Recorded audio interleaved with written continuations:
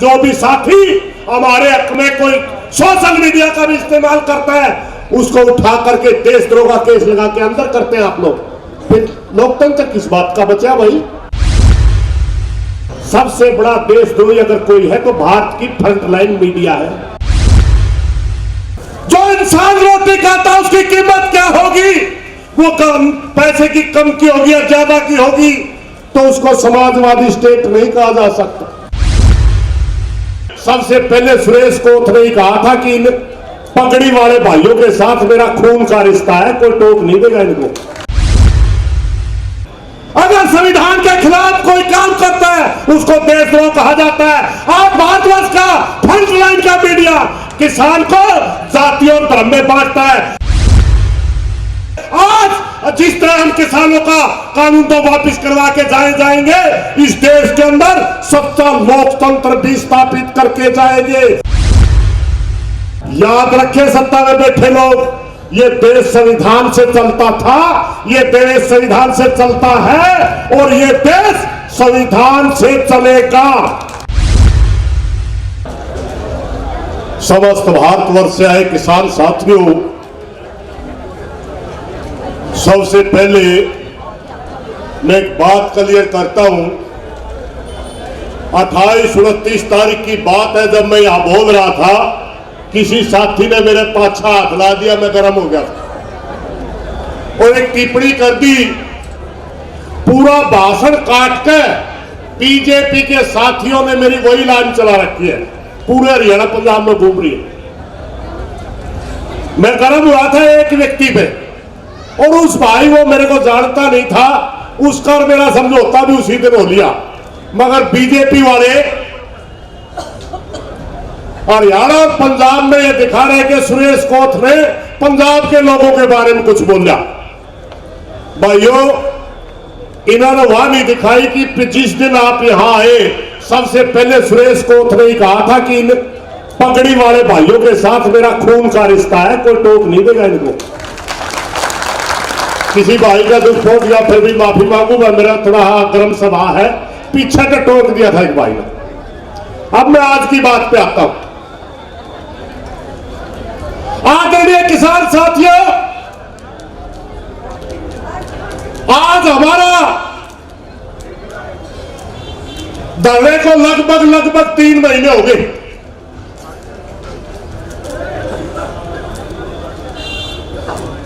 और अगर देखा जाए भारत के संविधान की प्रस्तावना जब लिखी गई, उस समय के लिखने वाले, हमारे देश के बारे में सोचने वाले हमारे महापुरुषों ने 2-3 शब्दों के ऊपर बड़ा जोर दिया। एक, समाजवादी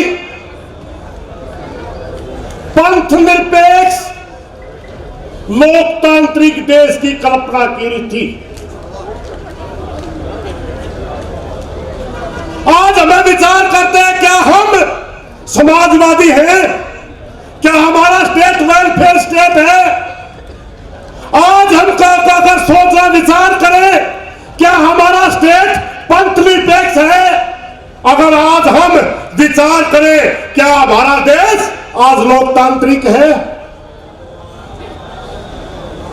सही मायनों में अगर देखा जाए, आज की परिस्थिति अगर देखी जाए तो बड़ा कड़वा जवाब होगा।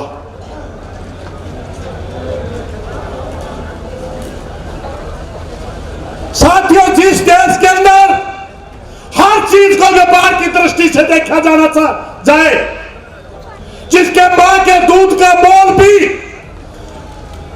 इस हिसाब से किया जाए कि अगर बछड़ा दूध पीता है तो उसकी कीमत कितनी होगी, जो इंसान रोटी खाता है उसकी कीमत क्या होगी, वो कम पैसे की कम की होगी या ज्यादा की होगी, तो उसको समाजवादी स्टेट नहीं कहा जा सकता। समाजवादी स्टेट का मतलब होता है समाज के अंदर रहने वाले हर पशु पक्षी जनजीवन या मनुष्य को सबसे पहले खाने का अधिकार दिया जाना चाहिए। सबसे पहले उसको खाने के लिए रोटी चाहिए, अन्न चाहिए, घास चाहिए। मगर यहां क्या हो रहा है? आज हमारी रोटी को ही व्यापार बना दिया गया। आज किसान मजदूर की रोटी के जो हम ये आंदोलन लड़ रहे हैं, ये व्यापार के तहत ले जाकर के कानून बना दिया। दूसरा, बात की जाए पंथ निरपेक्ष की, आज भारतवर्ष की सबसे बड़ी गद्दी के ऊपर जो लोग बैठे, जो संगठन उनका संचालित कर रहा है, आरएसएस उसका नाम है, क्या वो सभी धर्मों की बात करता है? नहीं करता साथियों, बड़ा दुर्भाग्य है, नहीं करता। आज वो सभी जातियों की बात नहीं करता, आज वो सभी पंथों की बात नहीं करता। आज भारतवर्ष का मीडिया जो सबसे बड़ा देशद्रोह कर रहा है, अगर संविधान के खिलाफ कोई काम करता है उसको देशद्रोह कहा जाता है। आज भारतवर्ष का फ्रंटलाइन का मीडिया किसान को जातियों और धर्म में बांटता है। आज हमें बताता है कि ये सिख किसान है, ये हिंदू किसान है, ये मुसलमान किसान है। सबसे बड़ा देशद्रोही अगर कोई है तो भारत की फ्रंटलाइन मीडिया है, मेरे देश को तोड़ने में तुली हुई। तीसरी बात करते हैं लोकतंत्र की। लोकतंत्र के अंदर हर नागरिक को अपने आवाज उठाने का अधिकार होता है। हमारा आंदोलन चला हुआ है, जो भी साथी हमारे हक में लिखता है, जो भी साथी हमारे हक में बोलता है, जो भी साथी हमारे हक में कोई सोशल मीडिया का भी इस्तेमाल करता है, उसको उठा करके देशद्रोह का केस लगा के अंदर करते हैं आप लोग। फिर लोकतंत्र किस बात का बचा भाई? लोकतंत्र के नाम पर तानाशाही कर रहे हैं आप लोग। तानाशाह लोग बड़े कमजोर होते हैं। किसी भी लोकतांत्रिक व्यवस्था के अंदर शासन के खिलाफ आवाज उठाना नागरिक का अधिकार होता है, और आंदोलन उस लोकतंत्र की खूबसूरती होती है, क्योंकि आंदोलन के द्वारा वो चीजें निखर के आती है। जैसे आज किसान आंदोलन चला हुआ है, आज हमारे तीनों कानूनों के द्वारा किसान के ऊपर क्या क्या असर पड़ने वाला है, किसान किस तरह बर्बाद होने वाला है, ये चीजें निखर के आ रही है। ये हम लोग समझ रहे हैं, पूरे भारतवर्ष की जनता इस बात को समझ रही है कि कौन सा कानून हमारे हक में है और कौन सा कानून हमारे खिलाफ है।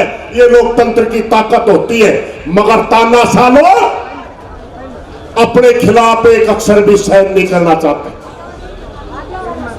दुर्भाग्य इस देश का, मीडिया बांट रही है, सुप्रीम कोर्ट तक सरकार की नुमाइंदगी कर रहे हैं, और जो भी चाहे पत्रकार हो,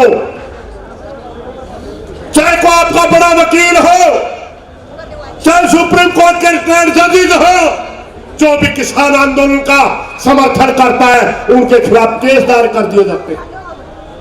साथियों, जहां हम किसान का आंदोलन लड़ रहे, किसान के लिए लड़ रहे, मजदूर के लिए लड़ रहे, वही एक बात याद रखो, आज ये लड़ाई हर जन की लड़ाई, इनका मुंह तोड़ जवाब देने की हो चुकी है।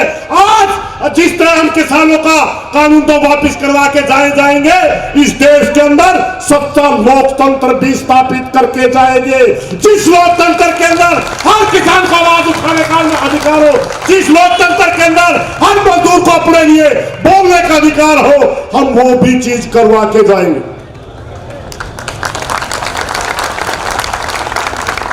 जो लोग हमारे को जाति धर्म में बांटते हैं ना, वो सुन लो, ध्यान से सुन लो, कान खोल करके।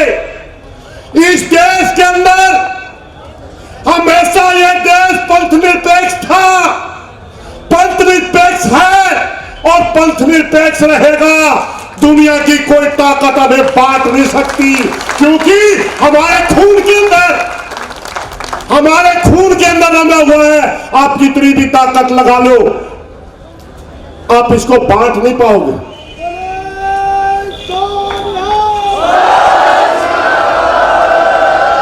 दुर्भाग्य इस देश का। इन तीनों शब्दों का जिनमें मैंने जिक्र किया, यह संविधान की प्रस्तावना में लिखित है, मगर ये लोग संविधान को मानते ही नहीं। ये लोग संविधान की कदर नहीं करते। मनुस्मृति के तहत चलते हैं, मनुस्मृति के तहत। और मनुस्मृति वो हमारा एक ग्रंथ इन्होंने बना रखा है जो वर्णों में बांटता है, जो जातियों में बांटता है, जो धर्मों में बांटता है, जो अपने तरह की एक अलग व्याख्या करता है, हर इंसान को इंसान में बांटता है। इसलिए साथियों याद रखें, सत्ता में बैठे लोग, ये देश संविधान से चलता था, ये देश संविधान से चलता है और ये देश संविधान से चलेगा।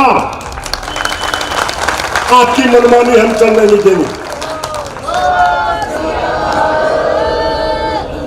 क्या समझते हैं आप? किसी का भी चल जाया करे एक आध बार सिक्का। इनकी एक ट्रेनिंग है, आरएसएस के साथियों की एक शिक्षा दी जाती है इनको। झूठ बोलो, बार बार बोलो, ऊंचे से बोलो, सिर्फ ये होता है विकास नाम की इनके पास कोई चीज नहीं होती। इनको सिखाया जाता है जाति और धर्म का इतना जहर भर दो कि लोग अपने आप आपको वोट दे। लेकिन हम स्टेज के माध्यम से बताना चाहते हैं, हमारी जाति भी किसान है, हमारा धर्म भी किसान है, हमारा स्टेट भी किसान है, हमारा पैसा भी किसान है और मैं एक भारतीय किसान हूं। इस नीति के तहत हम लड़ाई लड़ रहे हैं और आगे भी लड़ते रहेंगे। किसान साथियों, आज मैंने मीटिंग में जाना, ज्यादा लंबा नहीं बोलूंगा, इन्हीं बातों के साथ कोई गलत बात लिखो माफी चाहूंगा। आज तो मैं यहां बता रहा था, मैं पंजाब के भाई, उत्तर प्रदेश के भाई, हरियाणा के भाई या किसी भी स्टेट का किसान मेरा भाई था, है और रहेगा। कोई चिंता करने की जरूरत नहीं। धन्यवाद सर। ਜੇਕਰ ਤੁਸੀਂ ਦਰ ਦੀਆਂ ਠੋਕਰਾਂ ਖਾ ਕੇ ਪਰੇਸ਼ਾਨ ਹੋ ਚੁੱਕੇ ਹੋ ਤਾਂ ਇੱਧਰ ਉੱਧਰ ਨਾ ਘੁੰਮੋ, ਕਿਉਂਕਿ ਮਹਾਕਾਲੀ ਜੋਤਿਸ਼ ਕੇਂਦਰ ਕਰੇਗਾ ਤੁਹਾਡੀ ਹਰ ਸਮੱਸਿਆ ਦਾ ਹੱਲ। ਜੇਕਰ ਤੁਹਾਡਾ ਪਤੀ ਪ੍ਰੇਮੀ ਜਾਂ ਬੇਟਾ ਕਿਸੇ ਦੇ ਵਸ ਵਿੱਚ ਹੈ ਤਾਂ ਘਬਰਾਓ ਨਾ, ਮਹਾਕਾਲੀ ਜੋਤਿਸ਼ ਕੇਂਦਰ ਕੋਲ ਆਓ ਅਤੇ ਆਪਣੀ ਹਰ ਸਮੱਸਿਆ ਤੋਂ ਛੁਟਕਾਰਾ ਪਾਓ। ਵਸ਼ੀਕਰਨ ਸਪੈਸ਼ਲਿਸਟ, ਲਵ ਮੈਰਿਜ ਕੋਰਟ ਕਚਹਿਰੀ ਵਿੱਚ ਜਿੱਤ, ਵਿਦੇਸ਼ ਯਾਤਰਾ, ਕਰਜ਼ੇ ਤੋਂ ਛੁਟਕਾਰਾ, ਪਤੀ ਪਤਨੀ ਵਿੱਚ ਅਣਬਣ, ਕਾਰੋਬਾਰ ਵਿੱਚ ਘਾਟਾ, ਲੋਟਰੀ ਨੰਬਰ, ਬਿਮਾਰੀ ਵਿੱਚ ਦਵਾ ਨਾ ਲੱਗਣਾ, ਰੁੱਸੇ ਪ੍ਰੇਮੀ ਪ੍ਰੇਮਿਕਾ ਨੂੰ ਮਨਾਉਣਾ ਆਦਿ ਹਰ ਸਮੱਸਿਆ ਦਾ ਹੱਲ 100% ਗਰੰਟੀ ਨਾਲ। ਤੁਸੀਂ ਰੋਂਦੇ ਹੋਏ ਆਓਗੇ ਅਤੇ ਹੱਸਦੇ ਹੋਏ ਜਾਓਗੇ। ਇੱਕ ਫੋਨ ਤੁਹਾਡੀ ਬਦਲ ਸਕਦਾ ਹੈ ਜ਼ਿੰਦਗੀ। ਤਾਂ ਫਿਰ ਸੋਚਣਾ ਛੱਡੋ, ਅੱਜ ਹੀ ਆਓ। ਮਹਾਕਾਲੀ ਜੋਤਿਸ਼ ਕੇਂਦਰ, ਮੋਬਾਈਲ ਨੰਬਰ 7007948877।